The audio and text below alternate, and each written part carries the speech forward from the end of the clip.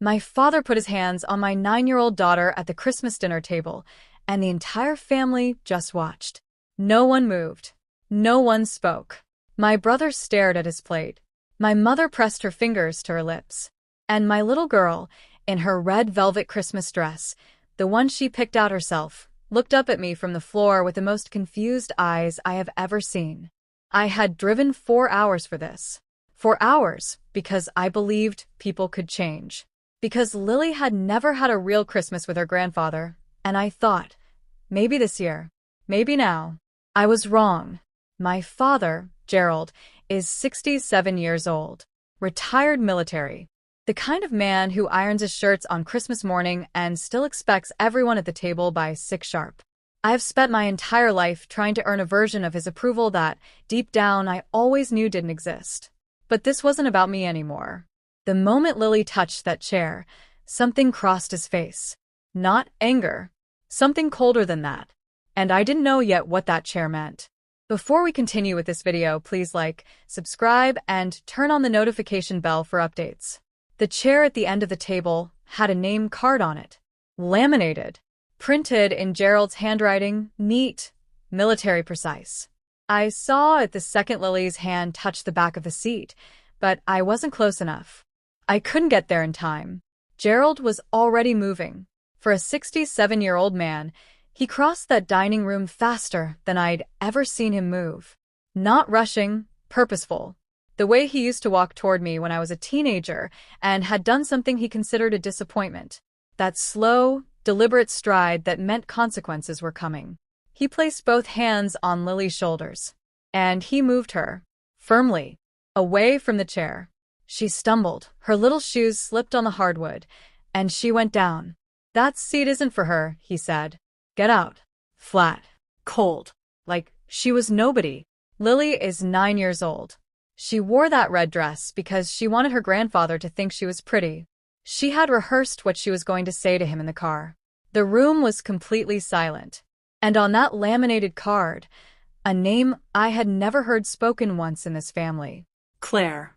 Who was Claire? I had actually known the answer to that question for exactly 23 days. 3 weeks before Christmas, I received a message through a genealogy DNA platform. The kind of message you read once, put your phone down, and then pick back up and read 4 more times because your brain refuses to process it. The woman's name was Claire. She was 41 years old. And, according to the DNA results, she was my half-sister. Gerald's daughter. Born from an affair in 1984. Quietly handed to an adoption agency before my mother ever knew she existed. Claire had been searching for her biological family for years. She found me first. We had spoken twice on the phone. She was warm, careful, nervous. She didn't want to cause damage. She just wanted to exist in the truth.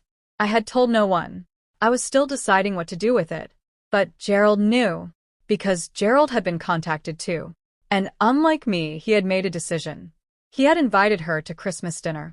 Tonight. Without telling my mother. Without telling anyone. That chair wasn't an act of cruelty. It was a confession he hadn't figured out how to speak yet. And he had just shoved my daughter out of the way to protect it. I picked Lily up off the floor, smoothed her dress, looked her in the eyes and said, quietly, "You're okay, baby." Then I looked at my father. The room was still completely silent. My mother hadn't moved. Daniel was gripping the edge of the table. Gerald stood at the head of the table with the posture of a man who had spent 67 years never being questioned, and was absolutely certain that wouldn't change tonight. He was wrong. I looked directly at him. No raised voice. No trembling. Just 4 words, delivered with everything I had been carrying for 23 days. "We know, Gerald." The air shifted instantly. My aunt's hand flew to her mouth. Gerald's face, that hard, controlled, military face, went completely still. Not the stillness of composure. The stillness of a man watching something collapse that he spent decades building. My mother turned slowly in her chair and looked at him. Just looked. And in that look was 40 years of marriage, suddenly asking a question she hadn't known to ask before tonight. Gerald opened his mouth. Nothing came out. And then, from the front hallway, came the sound of the doorbell. Everyone turned to look. The door opened and Claire stepped inside. She was tall, dark-haired, with Gerald's jaw and his eyes, and the moment my mother saw her face, she understood everything. No explanation needed. 40 years of marriage, and Helen had always been the smartest person in the room. She just hadn't always been told the truth. Logical payoff. Gerald had contacted Claire 2 months earlier. He had planned this dinner as his confession, a controlled reveal, on his terms at his table. He had arranged the seating. He had managed every detail. What he hadn't planned for was Lily sitting in Claire's chair and forcing the moment before he was ready. His cruelty wasn't calculated, it was panic. The reaction of a man watching his script fall apart in real time. That didn't make it acceptable, but it made it explainable. Emotional payoff. I walked to Claire before anyone else could move. I took her hand. I said, "I'm glad you're here. I'm sorry it looked like this." Her eyes filled. So did mine.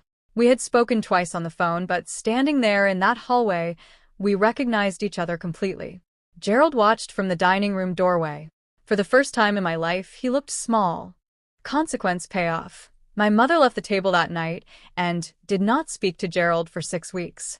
Daniel, who had silently stared at his plate while Lily was on the floor, called me the next morning and apologized, not just for that night, but for years of saying nothing. Gerald sent me a letter in January. 3 paragraphs. No apology for Lily. I did not respond. Helen began meeting Claire for coffee. Quietly. On her own terms. Whatever her marriage looked like now, that was between them. But she refused to let Claire pay for Gerald's cowardice. Final resolution moment. 3 months after that Christmas, Maya and Lily had Sunday lunch. With Claire at a small Italian place near Claire's apartment. Lily, who had been told only that Claire was a long-lost part of the family, spent the entire meal teaching her the rules of her favorite card game. By dessert, she was calling her Auntie Claire without anyone suggesting it. I watched them across the table, my daughter and my sister, and I felt something I hadn't expected to feel so soon. Peace. My father had spent decades managing his secrets so carefully, deciding who deserved a seat at his table, deciding who got to exist in his story. In the end, the only people still sitting together were the ones he tried to keep apart.